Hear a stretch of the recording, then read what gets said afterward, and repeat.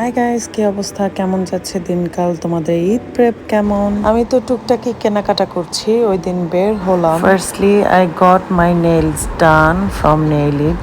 এটা অনেক নাইস একটা ওমরা কালার ছিল অ্যান্ড টাইম লাগলো 10 মিনিটস। সো তোমরা যদি কেউ তাড়াতাড়ি নেইল এক্সটেনশন করাতে চাও সেক্ষেত্রে নেইল ইটে চলে আসতে পারো। এটা হচ্ছে গুলশান 2-এ।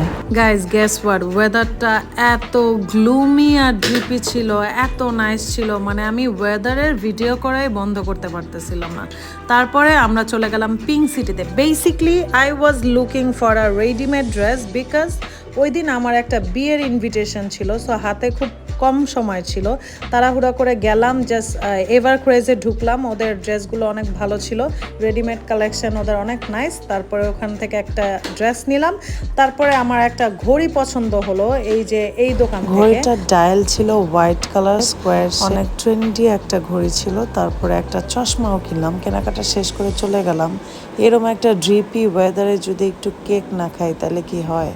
কুপার্স থেকে একটা ভ্যানিলা ফ্লেভারের কেক নিলাম। পরে বাসায় চলে গেলাম তাড়াতাড়ি রেডি হয়ে বিয়েতে। And here is my look for the wedding. আজকে অনেক বিজি একটা ডে ছিল। তারপরে খাওয়া দাওয়া করলাম এন্ড বাসায় যেতে যেতে 12:30 বেজে গিয়েছে। এই তো, see you in the next video.